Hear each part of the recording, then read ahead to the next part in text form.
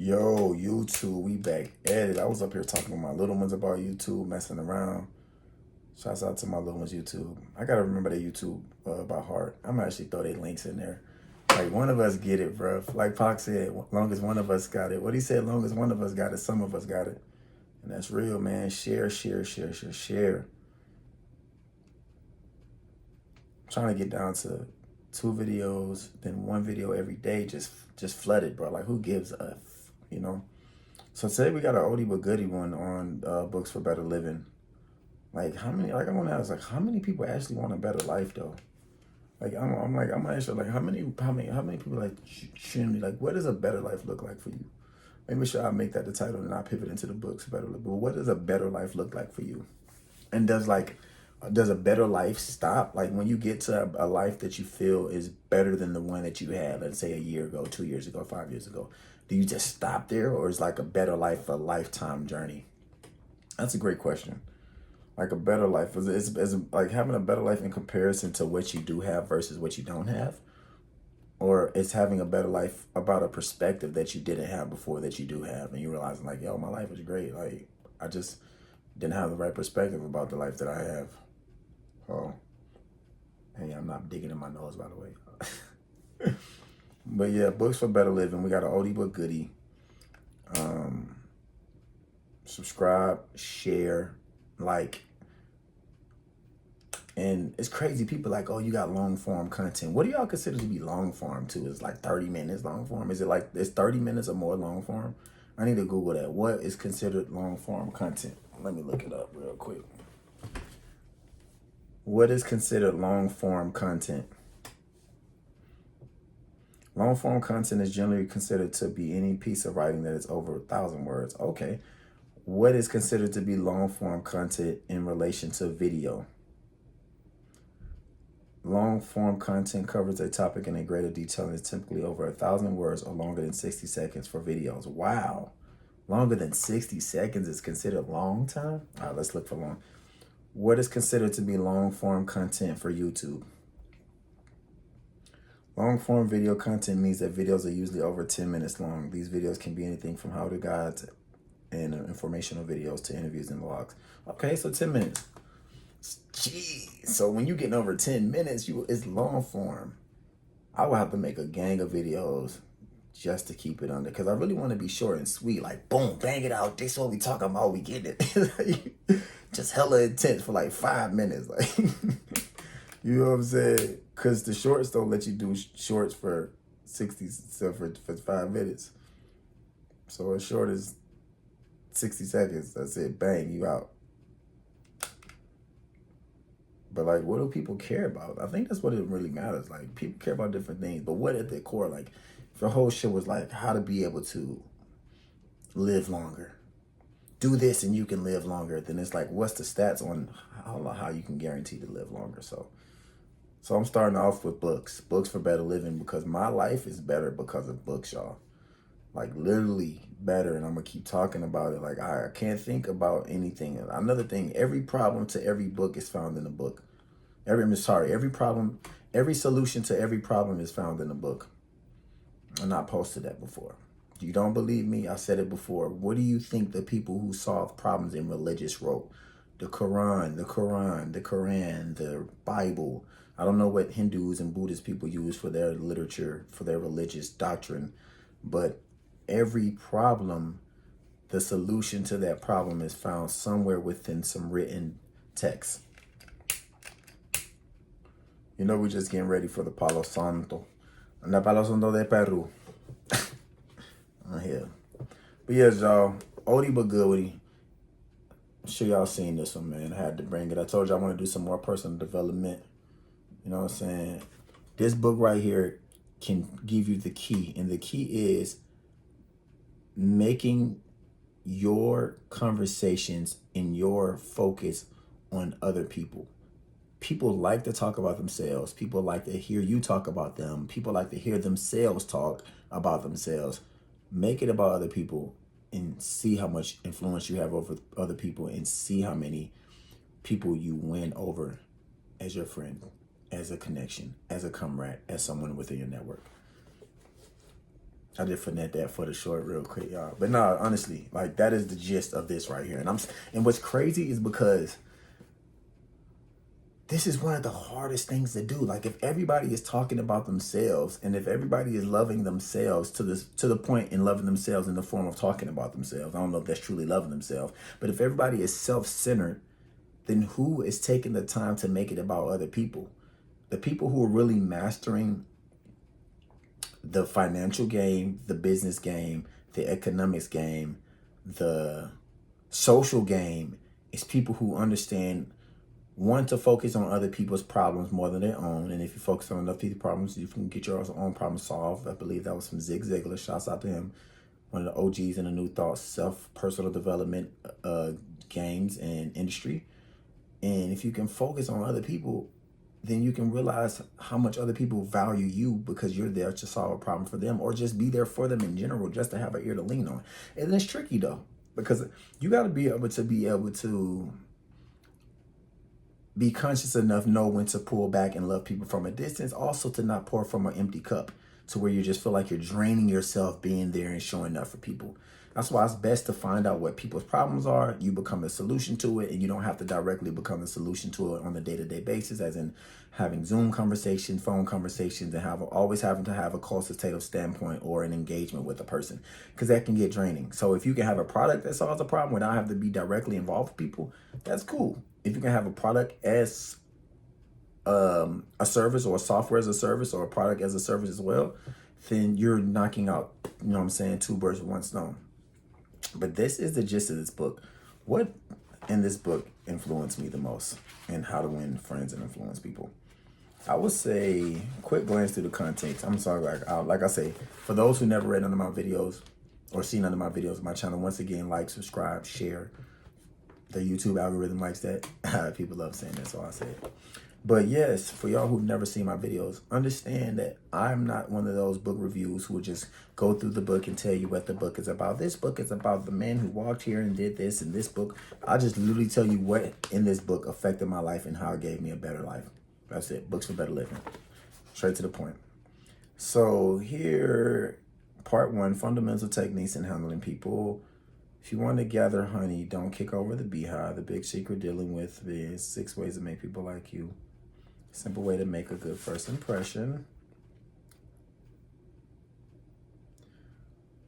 Let's see.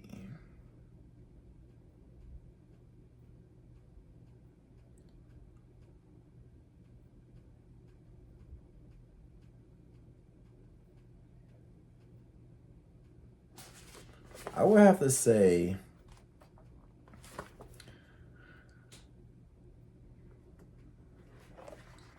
one of the main things in this book that really got me is, let me see, it's like really in the beginning. I can go to it right now. Become genuinely interested in other people. It's like the first one, bro. Principle 1. Like that one's crazy, bro. Like, and I think I've always had this, maybe because, you know, I'm a double water sign, quote unquote, somewhat empath. But like, I genuinely have interest in people. And when people talk, I try to remember their name. I try to respond back to what people are saying. I try to be attentive to the point to where I repeat back what you said, just so you know that I heard you and I understand and I can relate with you. And if I can't relate, I won't say anything just to sound like I'm trying to be nice or just to stroke your ego for the sake of being cordial in the conversation. I would genuinely say, "Oh, dude, can you elaborate more on that?" No, I've never heard of that. I don't get that perspective. But yeah, let me know more about it so I can try to see it from your view. And I think I'm still in the process of winning over friendships from people who I feel are in places that I want to be, quote unquote, people who are happy and wealthy, because that's the only goal. If I can't have wealth without being happy and spiritually healthy and mentally healthy and physically healthy, then I don't want the wealth. I'll just rather be, you know, whatever it takes to make myself live on a day-to-day. But I haven't won over the friends that I want that are in that level of a life that I desire and aspire to have. So that's one of my main goals, is to put myself in environments and places to where I can become genuinely interested in people that are like that. and stay on top of those engagements and stay engaged and genuinely, like, and it says become genuinely interested in other people. So it's not, hey, become interested in other people for the sake of trying to like have a strategy or saying you just want to make friends or network just so you can get something out of it. No, become genuinely interested. Like, so I want to be able to feel compelled to learn more about these people, to be compelled to understand where these people are coming from and why they live their life and why they do what they do and why they have that philosophy and that thought process and that mind state. Or should I say that's mindset? Because if it's from a place of sincerity and it's genuine, it's fortified. It's not going to go anywhere. It's going to stay there. You are who you are. You will be there, and it's not going to go anywhere. So for me, that's the thing that's helped me a lot. Like, I can think about people that I haven't spoke to in a while just because I'm doing certain things right now and I haven't been super social, for the record, full transparent. I've been more focused on raising my kids. I'm what I would consider to be somebody who is like 80% a single dad, like just to keep it at that. But so I spend more time just being present for my children in their, early teenage years, preteen years, and focusing on ways to be able to give them a stronger environment. So I'm not as social as I would like, but there's people who I've made connection with who are in some great places. And I feel like the reason why they've connected with me and I can reach out to them after not seeing them for months and almost years, because they know that when we did spoke, I was genuinely interested in who they were. And it wasn't just like it wasn't a pay play, as in I wasn't trying to make a play to connect with them just to get paid, but it was more like I like what you're doing. I see what you're doing. Your energy is great. I want to be present and be around you. Let's keep this connection going if you see I'm valuable and vice versa. So I would definitely say that's the one that's changed my life a lot. Being able to be genuinely interested in people. I learned that people who live by Dale Carnegie, and I worked for them for a small time, but like I said, I didn't get to get my certificate and graduate from the Dale Carnegie School because I was actually there selling the training, selling the coaching and everything. It required me to go to working remote for my children for the sake of being a single father. But definitely the relationships that I built there and the people I met there, they were able to assist me in just increasing my income, increasing my ability to know how to connect with people, my ability to know how to communicate. And that increased me. That put me into being able to get, my first $10,000 check, my first $10,000 plus checks consecutively or consistently. So definitely, and that's my goal. My goal is to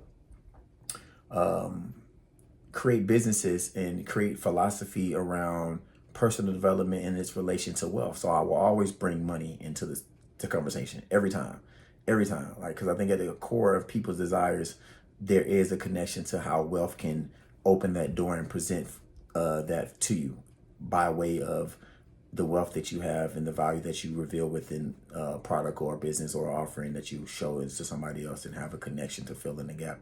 So even with this book and showing genuine interest in people, it led me to get my first $10,000 checks. And yeah, some people would never see $10,000 in the pay period, or in a check. So it's just some people will never get there. And to me, once upon a time, if I would have fast forward 5 years ago, I would have believed it was possible. Hell yeah, I believe. I can't wait till I get my first $100,000 check. So I believe it's possible. But to really see it and see what it took to get, it makes it even more possible. Like, okay, this is the recipe.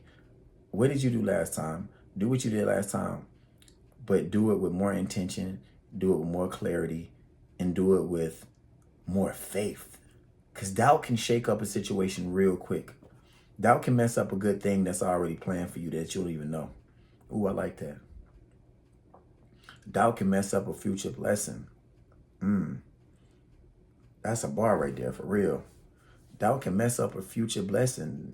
Doubt can mess up. Like, not being solid in what you believe can shake up what you already have. The universe already has planned for you. Yeah. Doubt can keep you away from what the universe already has planned for you. The blessings. It's beautiful. So I would definitely say genuinely interested in people. Hey, I got a bookmark still in here. Oh, I didn't even know. See, I be going through my books looking for money. Is it worth something? Look at that. I call them bookmarks, y'all. So that's what I do to stay motivated. You know what I'm saying? So I can always stay in my bag, in my book. As long as you stand in your book, you stand in your bag if you apply the energy and the effort and apply the knowledge that you learn straight up. So I never know. I got money in books all over the place. I thought I ain't had no money in this one, but sometimes it's tucked somewhere in the middle that I scroll through and see if, yeah, I found $1. One day I'm going to go through and replace all of my dollar bills with $100 bill. I promise you that. So I never go broke as long as I got my books then. Ooh, see, principle 6. And this is the principle that I ended on right here. Boom. And this is another one. Make the other person feel... Can I see that? Oh, yeah. Make the other person feel important and do it sincerely. See the words that he's using? Sincerity, genuine. It means like coming from a place of honesty. In my opinion, when I feel like when you say words sincerely and genuine, it's honest. It's honest, and the way that you are relaying what you have internally to the external world. So I honestly say thank you. I honestly care about who you are and about what you're saying and your concerns that you have in this conversation. And I honestly want to bring a solution to you. I honestly don't care, but it's honest. When I hear words like genuine and sincerity, it's honest. And I feel like this kind of goes back to what I was saying. Make the other person feel important and do it sincerely. So if you can figure out how to make a person's problem feel so important that you're just like, I will see if my solution aligns with your problem. And sometimes you can go the other way around, and you can go in the route of saying you're going to make a solution strictly for a problem that exists because you feel so passionate about solving it. Or you can just make a problem, or you can just make a solution based off of what you think the world needs to fill in. That's what I do. A lot of things I come up with, I don't come up with them because I feel like somebody is expressing that this is an issue. I try to think about what the world may need or may feel as a problem before I think a lot of people know what it is, and I just try to build a solution and then iterate it enough to where there's an alignment between the solution, which is what you have, and the problem, which is what the marketplace has, whether they know it or don't know it. So if you can become sincerely interested in another person and do it sincerely, and it can be the problem within that other person that you're interested in, then you have value, you have money, you have connection, you have a network of people, you have you have some type of equity in somebody else's life, because their problem is guarantee you equity. Because as long as the problem exists, then you have a solution, you have equity, you have a place in their life. That's why the government and all these people, not to talk too crazy on YouTube, that's why certain things are, quote unquote, I believe, made up. Some problems are made up just to fill in the gap with the solution that they have to offer. So it's like, well, our offering doesn't exist until the problem to solve our offering is there. So there we go. Let's create a problem so our offering has a place to live. Boom. So I think that's another one that's really, really strong, y'all. Really, really, really, really strong. Make the other person feel important and do it sincerely. And I think once I became more others focused and solution oriented, I became more others focused and solution oriented, and it made me start realizing that, hey, I'm here to serve. I'm an entrepreneur at heart, and sometimes at what I do, for the company that I'm a part of, I have to prep myself to be like, I'm serving others. Because I was just having a conversation with the homie earlier. It's like humans are so weird, because the only thing we long for is the only thing that is the same. The main thing that we long for is the main thing we make hard for other people to give us. You know what I'm saying? I'm gonna have to record that, y'all. Y'all see, I just come up with stuff I have to say it.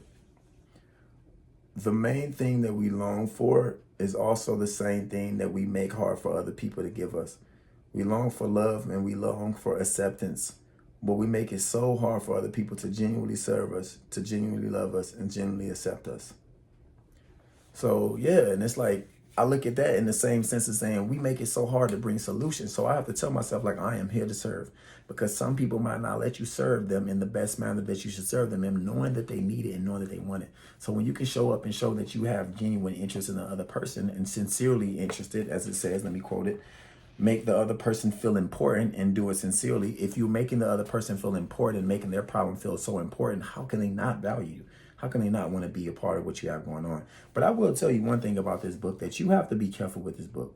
Because if you're somebody who has compassion in your heart, you're somebody who's an empath or somebody who just loves to give, and you follow these recipes, you might go fucking overboard and not.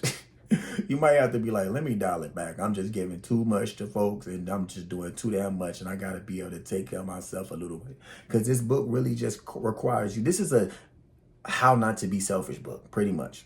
This book right here is the book to how not to be selfish. It talks about smiling at people. It talks about remembering people's names. You're not about to smile at nobody if you're not looking at them. First of all, if you're selfish, you're not even gonna look at them anyway. Whether you're selfish or you're intimidated, you're scared, you're antisocial, whether you just an introvert, you still gonna come off to the world as a selfish person because you're not looking towards anybody, and you can't smile at somebody you're not looking at. I mean, you can, I guess, physically smile, but they won't know you're smiling at them. So this book, in my opinion, just to kind of wrap it up, this book right here is one of those how to win friends and influence people, aka how to not fucking be selfish. So definitely it gave me that mentality to have a service to others mentality and thought process. I'll do one more, y'all, before wrapping it up, because like I said, I want to get these YouTube hours on, but at the same time, I want to be short and sweet and get to the point. You know what I mean? But like, yo, tap in. This is what we got. Like, just tap in. This is what we got. What is Principle 8? Let's see.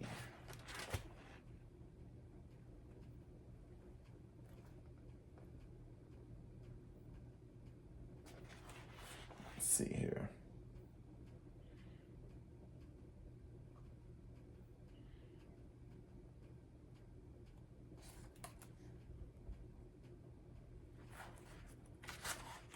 Let's see. I'm just looking for something I feel like is like super powerful. I like this one. So get the other person saying yes, yes immediately. So what he's talking about here is when you're having a conversation, you're having an offering, being able to see it from that person's perspective and allowing them to realize that you're not trying to just get them to understand you. And like they say, don't seek to be understood, seek to understand. And when someone sees that you're connecting with them on that level, they're more susceptible to saying yes to whatever it is you're offering them, because they're like, well, you feel where I'm coming from. Like, we're, once again, like I just said, we're all looking for that feeling, and we're all looking for that thing that just makes us feel like somebody can accept us. And people go towards places that they feel accepted if you're on one level and one vibration, and then people go towards places where they feel accepted and they also feel challenged to grow to that next level if you're on a different vibration. So it really depends on where you are in life. You will go to one side, you go to the other. But it all has to do with where you feel like your vibe is, your tribe, where you feel like you're accepted at. So if you can make someone feel like, hey, I see where you're coming from, and I think he should say genuinely in there too. I genuinely see where you're coming from. I genuinely see your point. I genuinely understand what you have going on. I think what I have here can help you in this way based off of what you said, because this is what you're relaying to me, and this feels in this space for whatever you're describing towards me or to me. So I think getting people to say yes, yes immediately is not necessarily just all about getting somebody to say yes to whatever you have and whatever you're offering, and giving a response. What he said, the next time we're tempted to tell someone he or she is wrong, let's remember old Socrates asked a gentle question that will get the yes, yes response. The Chinese have a proverb pregnant with the age-old wisdom of the Orient: he who treads softly goes far. They have spent 5,000 years studying human nature, those cultured Chinese, and they have garnered a lot of perspicacity. He who treads softly goes far. So being able to have that mentality to be seeking to understand instead of seeking to be understood is so powerful. Getting another person saying yes at the outset, keeping your opponent, if possible, from saying no. And no response, according to the Professor Overstreet, is the most difficult handicap to overcome. When you have had said no, all your pride or personality demands that you remain consistent with yourself. Yeah, that's crazy, man. Like, when you can get more people to believe in what you're saying, and it doesn't even have to be like yes in the form of yes in the form of the word yes, but I think a yes to me is also people just being open to hear what you have to say, being open to paying attention, you know, like being open to giving you their time, giving you their energy. That's a yes. Because in their mind, they're already saying, yes, I will do this. You just didn't hear the yes, but them showing up and presenting themselves and being present for you is a yes too.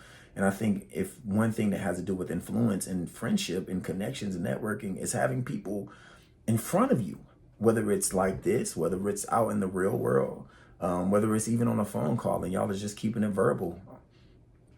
So I hope y'all have gathered some information and seen how this book, aka, this book, How to Win Friends and Influence People, aka the Teach You How to Not Be Selfish book, can assist you, man. Just off the little brief things that I told you, and hopefully my testimony and my story of the 3 things that stuck out to me. Because in here, I think there is, how many principles? Let's see. 12. There's 12 principles here. There it is. Let's see. He has one in here. Try honestly to see things from the other person's point of view. So a lot of the things that he's saying, they sound so close to each other, but it's just a little bit different in what the wording is, and it just puts it on a different level. Be sympathetic with the other person's ideas and desires. Appeal to the nobler motives. Dramatize your ideas. Throw down a challenge.